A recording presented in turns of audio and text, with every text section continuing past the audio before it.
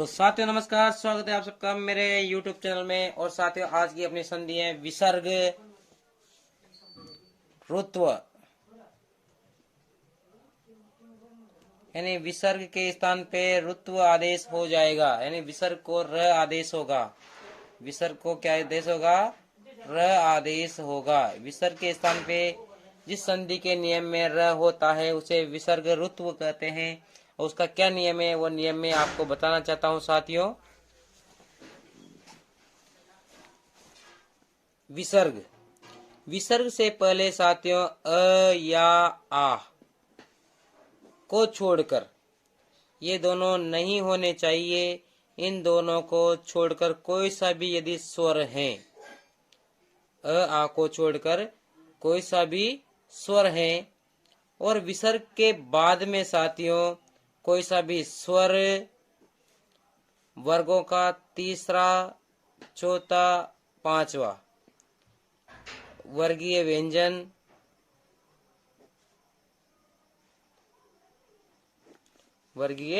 व्यंजन या फिर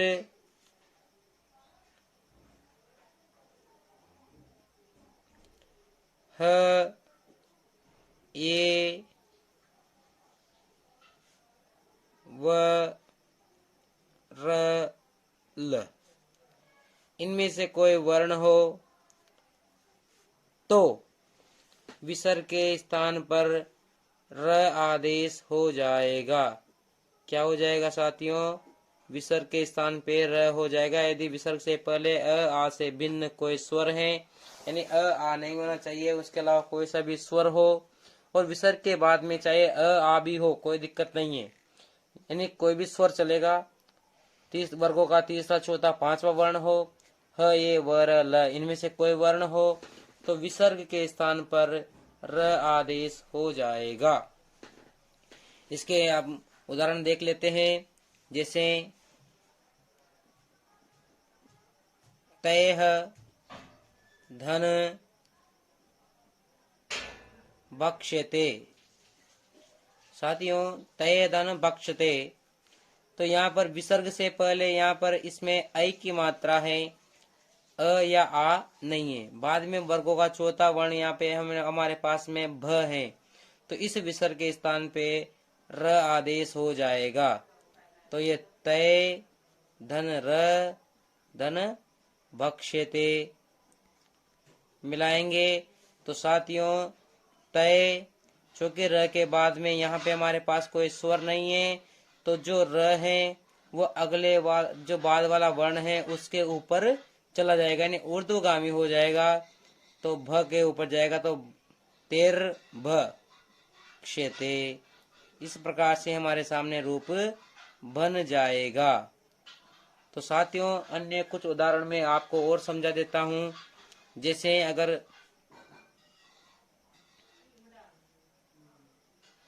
मुनि,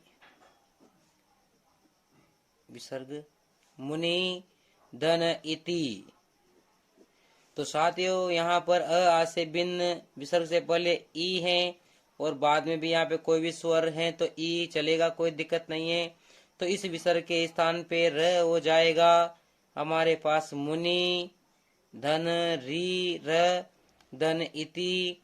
अब चूंकि साथियों र के बाद में ई है जो कि एक स्वर है, तो इस र में इस ई की मात्रा लग जाएगी, तो बन जाएगा मुनि। र में ई की लगाए तो री ती, मुनि रीति शब्द हमारे सामने बन जाएगा।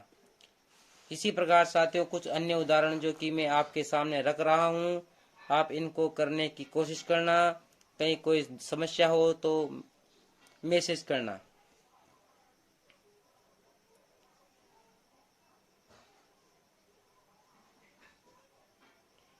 धेनुः, धन, धावति, यते,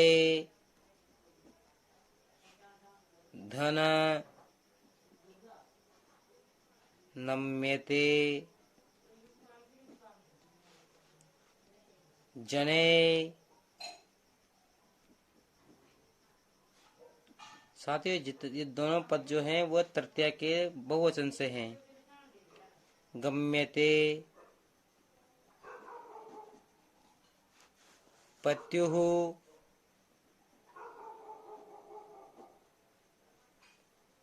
धन, गृहं, धेनुभिः,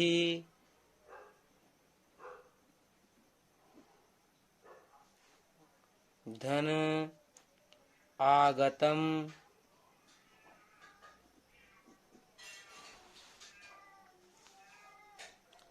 और साथियों इसी संधि में एक अन्य नियम जो है वह यह है कि अगर पूर्व पद में प्रातः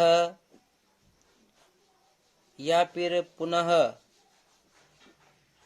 अव्यय हो और उनमें क्योंकि विसर्ग से पहले भी अ है और बाद में यदि वर्गों का तीसरा चौथा पांचवा वर्ण हो, केवल अ नहीं होना चाहिए, वो कोई स्वर हो, तब भी विसर्ग के स्थान पर आदेश प्राप्त होता है। यानी पुनः और प्रातः शब्द यदि आता है तब भी विसर्ग के स्थान पर आदेश हो जाएगा। जैसे प्रातः धन गच्छति, तो यहाँ पर साथियों हमने उत्तु विसर्ग संधि में पढ़ा था कि विसर्ग से पहले अ हो और बाद में वर्ग का तीसरा वर्ण हो तो वहां पे विसर्ग के स्थान पे उ आदेश हुआ था। लेकिन यहाँ पर ऐसा नहीं होगा क्योंकि प्रातः जो है वह एक अव्यय है और इसमें यह नियम नहीं लगता है। इसमें यहाँ पर विसर्ग के स्थान पे र आदेश ही प्राप्त होगा।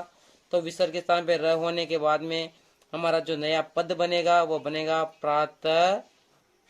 र के स्थान र के बाद में कोई स्वर नहीं बनेगा तो यहाँ पर ग के ऊपर चला जाएगा तो प्रातर गच्छति। इस प्रकार से रूप बनेगा। ऐसे पुनः। हाँ तो साथियों अन्य उदाहरण,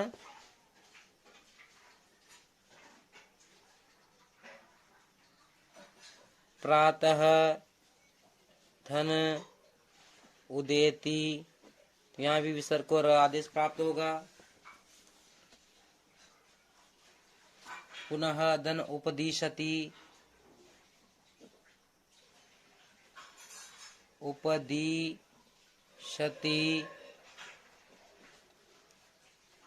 पुनः धन आस्ते,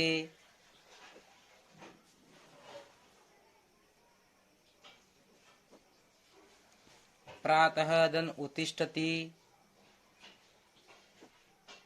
प्रातः धन उत्तिष्ठति, प्रातः धन वंदनीय,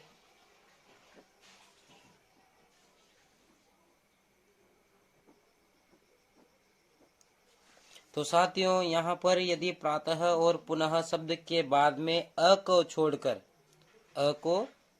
कोई सा भी अगर स्वर आता है या वर्गों का तीसरा चौथा पांचवा वर्ण या जो भी उत्तु विसर्ग संधि में हमने लगाया था उनमें से कोई भी वर्ण प्राप्त होता है तब भी हम इनके साथ में र ही बनाएंगे, प्रातः और पुनः के साथ में।